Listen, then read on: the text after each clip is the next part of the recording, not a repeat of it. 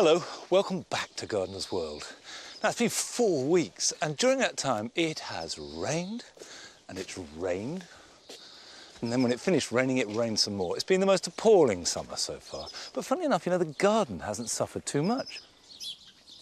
Here at Long Meadow everything's grown, lots of flowers. Look at the dahlias, for example. You'd think they needed more heat than they've had, but they seem to be quite comfortable. So not anything to be too gloomy about, but quite a lot of work to do. And the garden's hitting that stage which is getting fuller, and then the richness comes with that fullness and then goes right through August and September. So a lot to do at this point to get ready to enjoy the rest of summer. Carol will be celebrating one of the most versatile and loved of all plant families, the geranium.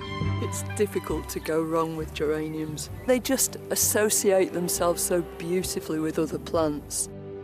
And Rachel goes back to visit her novice gardeners at the Dikadami Barracks to see how the community garden there is flowering. Oh, wow. Ha! Look at that! There's nothing more exciting than a brand new garden just beginning to emerge.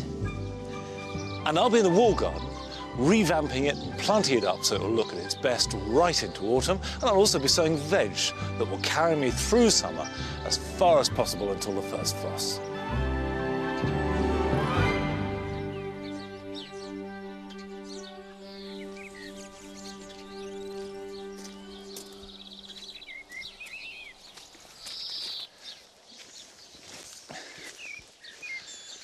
One of the bits of the garden that is giving me most pleasure at the moment is actually one of the least colourful. It's the grass borders, which are planted up just over a year ago, and they were very sparse, and really nothing much happened last year. But boy, it's all happened this year. And the combination of the different textures, like the miscanthus, and then you've got the steepers with their lovely oaten heads, and the verbascums coming up through there. We've got the nautia floating through. The cephalaria, which is growing enormously tall. All these different textures, that's the key to it, are working together and just seem to be having a whale of a time. It's extraordinary how plants can be enjoying themselves. And as a gardener, I do nothing, just stand back and enjoy it myself.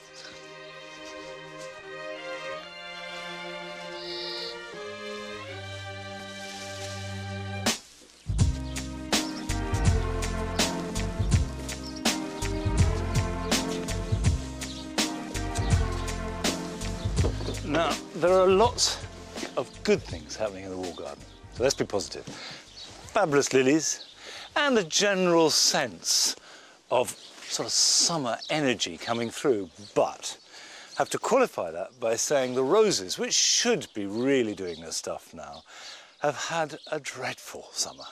Now, the thing to do is to tidy them up. Just go around and deadhead what needs deadheading, and you'll find that it's almost everything. That you'd cut it off and you're not left with very much. For these old roses, they won't reflower, or if they do, it won't be till September and then not very much. If you've got hybrid teas or floribundas, then it's worth paying a lot of attention and they'll keep going. But I'm afraid for me, here in the wall garden, the roses have not been a success, and that is that. However, let's be positive, because there is lots you can do.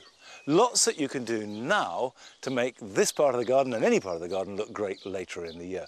For example, the sweet rocket, which was so important in May and was bright and fresh, is over. It's a biennial. These are the seed pods. It's not going to do anything else this year. I'm going to take most of it out, clear some space, do a bit of cutting back, but not destroy the general feel of the garden. This housekeeping will create the opportunity for new plants, which will then put on their display later on in summer. Now you notice some of these I'm cutting, some I'm pulling. There is a bit of regrowth on some of the sweet rocket, which might produce flowers later in the year. So it's really a question of what's suitable. Foxglove can come out. It's like hand weeding. Actually getting in a border, you get the feel of it and see where the spaces are and where they're not, which is equally important.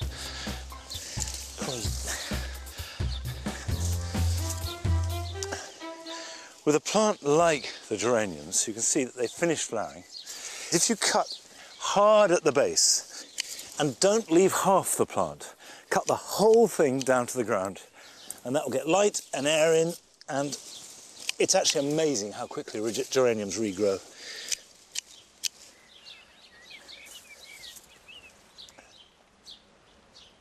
Of course, this extreme growth, which has been wet for weeks, is absolutely ideal for harbouring slugs and snails, particularly slugs.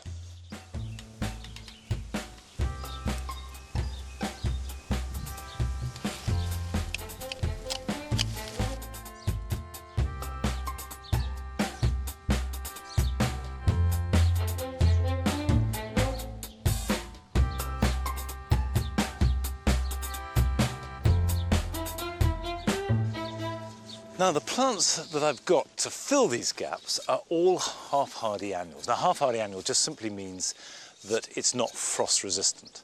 So these have been grown from seed under glass and are now ready to go out. And you could buy these anywhere. So we've got Nicotiana sylvestris.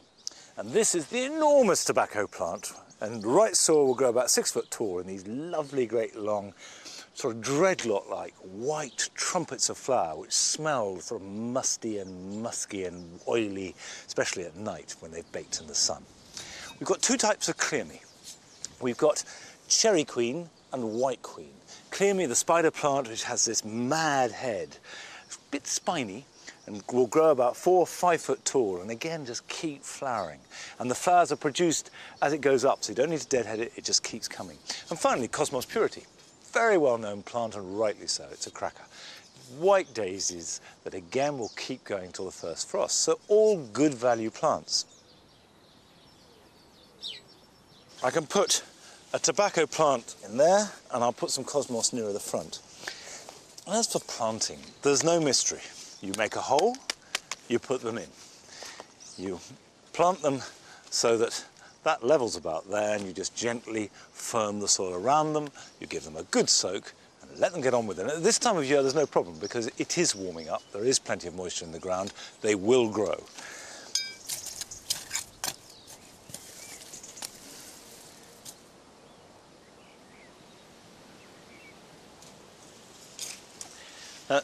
These Nicotiana have actually been potted on. Because the weather was bad, we couldn't plant them out. Therefore, they were outgrowing their pots. They're big plants, they've got big root system, so they've gone into bigger pots. But it does mean that they're really nice, big, healthy plants.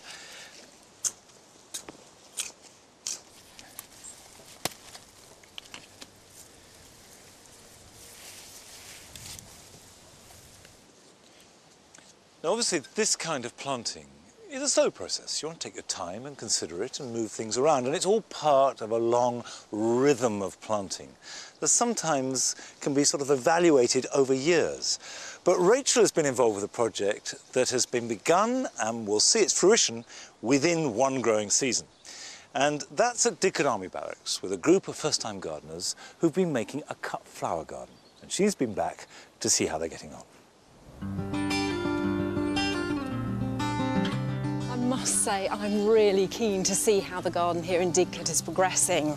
It's been more than 4 months now since they started work, and the idea is really to enhance the lives not only of the servicemen here on the barracks but their families too. The bare brown plot was sown with annuals so that they would see results quickly and have plants flowering this year. But they've had the worst weather to contend with and plants have been slow to get going. Well, they say mighty oaks from little acorns grow, and it's been about 2 months since the first seedlings here started poking out through the soil, so let's see how they're getting on. Oh, wow. Huh, look at that.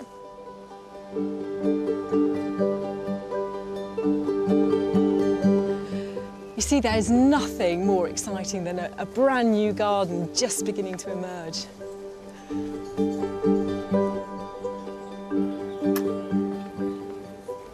Here you are. Hello.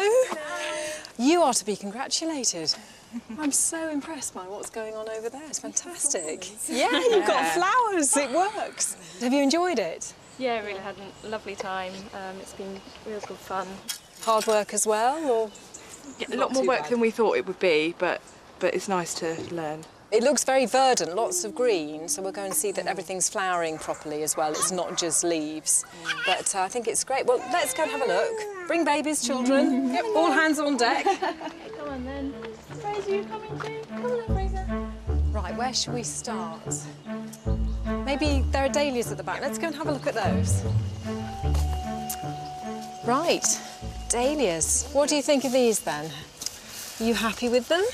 Well, They're kind of not growing that end. They've all grown that side. What's quite interesting is that now that these big trees are fully in leaf, you can see how far that leaf canopy comes out. And dahlias, they need really hot, sunny weather. So although they look fantastic because there's lots of leaf and they're very tall, in fact what's happened is that they've just really desperately searching for some light. And I'd be very surprised if you get any flowers from that. You might, but they'll be pretty scrawny. These ones don't look quite so impressive, and you've also got a bit of slug damage on them here. But I think you'll find you've got a better chance of getting more flower there later in the summer.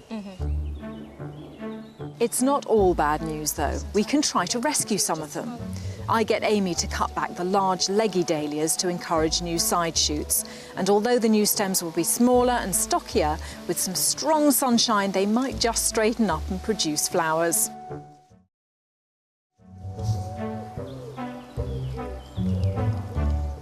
Look how beautiful all this is. Fantastic growth on it. I have noticed in there you've got some black fly there on this ammy. They tend to cluster around these top really soft parts at the very tips, and they suck the sap. And that means they can distort the growth, and in fact they can spread virus in that way as well. So with a small infestation like this, I would just go around and just brush them off, sort of pull them off. Just always keep an eye open when you're out in the garden. The sweet peas have been relishing the wet weather recently and are romping away, but stray stems need a bit of encouragement to make them grow skywards. I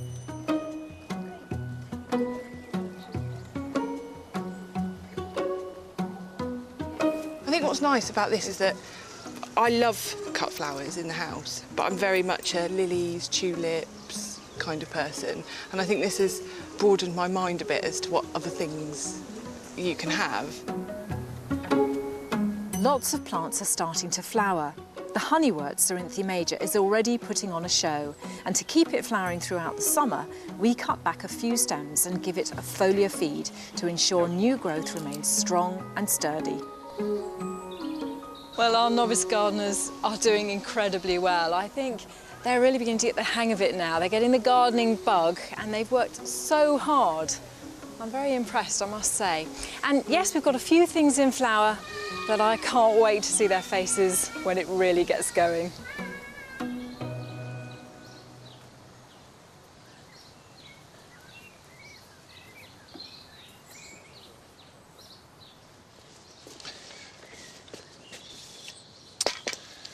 Now, most of us have had a fairly difficult time of it trying to grow veg. It's been a struggle. My biggest disaster, without question, are the carrots. Pretty pathetic. However, it's not too late to sow another batch of carrots, and that's what I'm going to do. So the important thing is not to try and hang on to the shreds and tatters of the original crop. This has had it. What I will do is just lift and see what's in there. There you go. You see a magnificent specimen. Such a shame. These were cosmic purple. Would have been nice if we had had a crop of purple carrots, because carrots don't have to be orange. Original ones were purple and white, and orange ones were only introduced in the 17th century. What's happened is all this rain on this heavy soil has compacted it, and that now, you see, look at that, I can take a handful of that, and it's just clay, and that's not good for carrots. So I shall dig the whole thing over, loosen it up and lighten it. Right, I just want to put this for the record. This is the sum total of my carrot crop for summer 2012.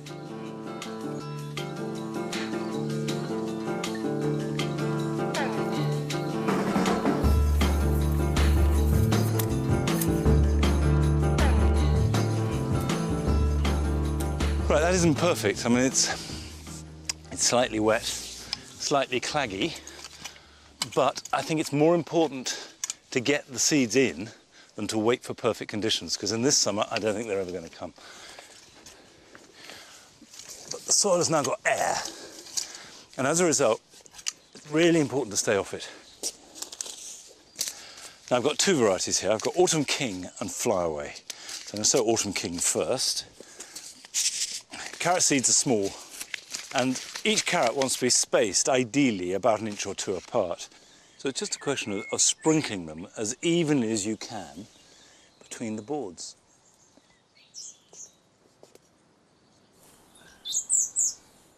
That's it. Now that was a rescue mission. Now for something a little bit more proactive, because now is the time to plant out leeks. I do stress that actually now is the time to sow or plant an awful lot of things. If you've had a disaster in your veg garden, you can redo almost anything. And if you haven't grown any veg at all yet, doesn't matter. Lots you can do and get a harvest in late August and September and October. I'm going to plant out my leeks.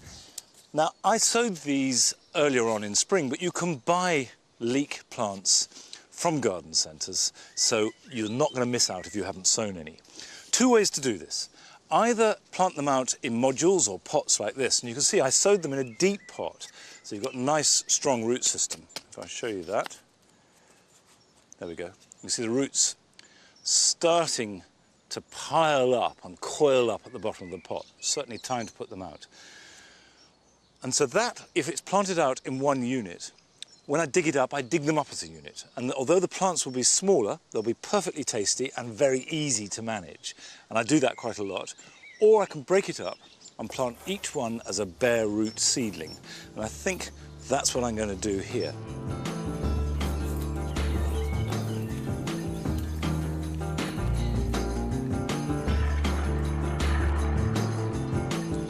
Now, when I've planted out all my leeks, I'm going to sow some French beans. And French beans are perfect for sowing now. They like heat. They like to grow away strongly. And I bet if you've sown them a few months ago, they'll be sitting there looking very unhappy. Put them in the ground now, they'll grow fast, and you'll have a really good harvest in September if we get some sun. But that's beyond our control. Now, I'll tell you a plant that has done really well this year, despite the rain, is a geranium. And Carol is celebrating the wild geranium as well as all the wonderful cottage garden varieties in a visit to East Lambrook Manor in Somerset.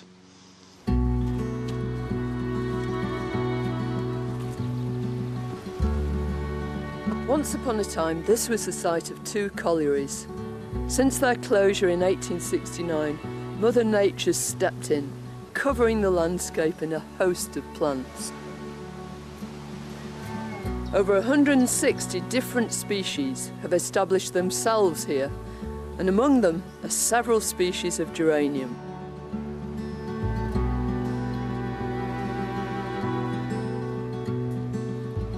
Most of us had 1 or 2 geraniums in our gardens, but this is one of the wild antecedents of those geraniums.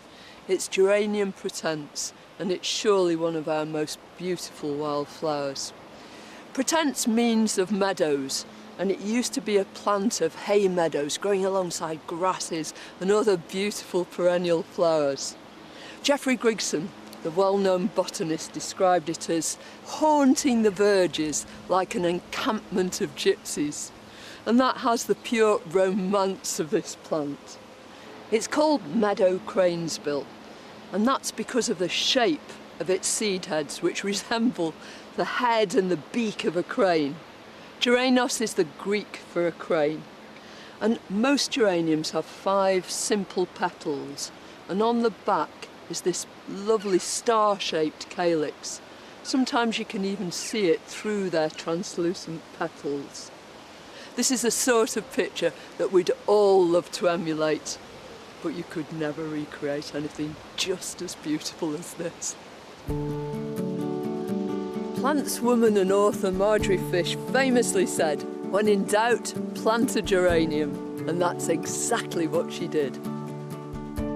Marjorie Fish moved to East Lambrook Manor just before the Second World War and set to work. She created a garden which to this day remains the iconic cottage garden. Head gardener Mark Stainer has worked here since 1975. He knows every inch of the place. Geraniums are very important to this garden. She started collecting geraniums way back in the 1940s.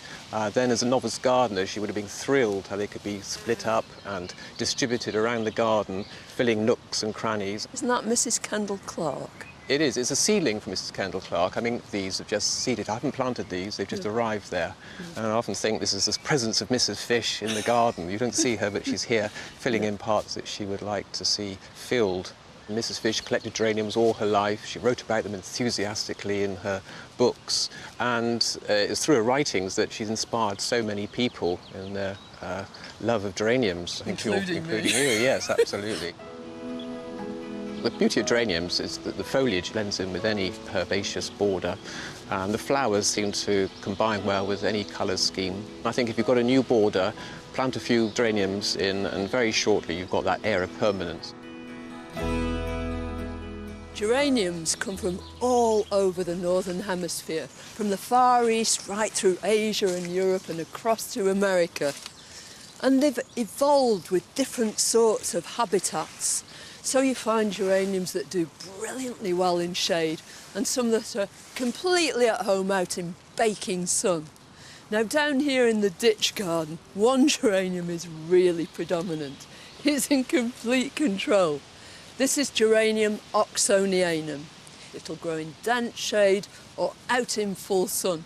But when it gets above its station, you can take the secateurs or the shears to it and just chop it down to the ground. Within a few weeks, the foliage will be back, and after that, it'll flower again with gay abandon.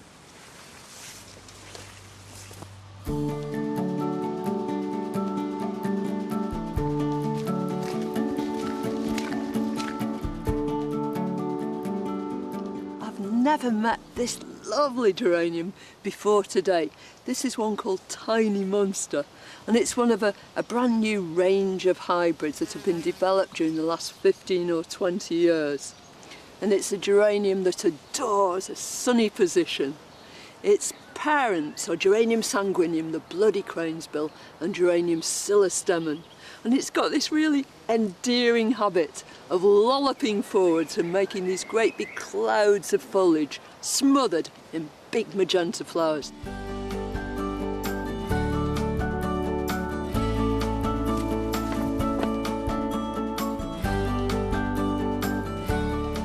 When Marjorie Fish started using geraniums, her repertoire would have been very limited, but she would have loved some of the wonderful new cultivars and selections that are available today. This dart-leafed form of pretense wouldn't have been around then, but she would have homed in on it and probably used it in just the same sort of way. Doesn't it look lovely contrasting with these straight spikes of the Cicericium and these bright bracts of the Smyrnium here? I think the reason we gardeners love geraniums so much is they're so amenable and they just associate themselves so beautifully with other plants. I think really it's difficult to go wrong with geraniums.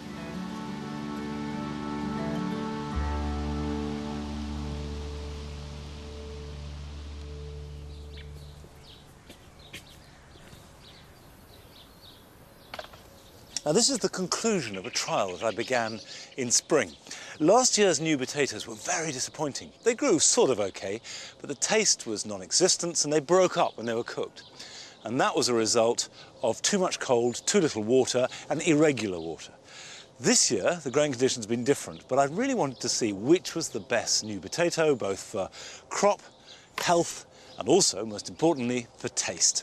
So I'm digging a selection from each of the 6 varieties I've grown. I'm going to taste them later on. Now, while I'm doing this, here are some other jobs that you can do this weekend. Well, it's been a tough year for tomatoes, but there's every chance of green tomatoes ripening as soon as we get some sun. But to help this, remove the lower leaves from each plant up to the second truss of tomatoes. This means the lowest truss will get maximum sun and air, which will speed up ripening and also reduce the risk of fungal diseases. Because of the rain that we've had, there's a huge amount of lush growth, and this means that most plants need supporting. Check any supports that you have and reinforce them where necessary. And if there are really tall plants, like this Onopodum, give it a strong stake, because they're not going to get any smaller, and we're almost certain to have some high winds. Bearded irises can become rather congested, and it's a good idea to lift the rhizomes and divide them every 3 or 4 years. When you lift them, be careful not to damage the roots. Break the rhizomes or cut them into separate pieces and replant spaced out. Leave the rhizome on the surface so it can bake, and next year they will flower with renewed vigour.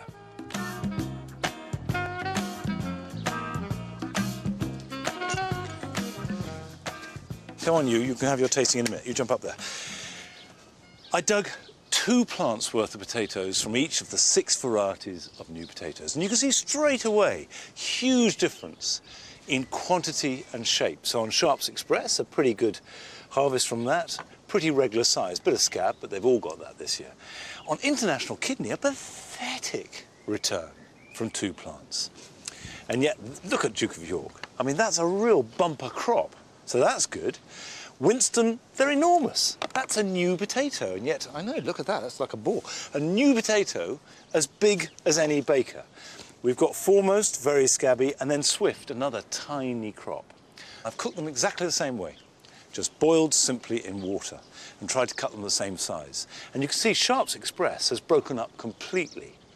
International Kidney held its shape well. Duke of York, another one that's almost blown apart. Winston is looking very good. Foremost, the skins come off, and Swift, the skins come off a little bit. So again, big differences. And then the critical thing is the taste tests. So I'm going to do this for you. All that meat and no potatoes just ain't right. Flowery. Like green tomatoes. Yeah, I'm waiting, palpitating. With all Not great. that meat and no potatoes. There's big variation in the mouth, as it does seem to be in the soil, ranging from very dry, almost powdery, to the quite buttery, almost sort of watery texture. Swift is the most conventional texture of a new potato. I quite like the way that Winston has a sort of soft, melting texture, but none of them are outstanding on taste, which I think I'll put down to the amount of rain we've had. Now, do you want a potato? Not after you wanted to. Here, try one of these. Wait.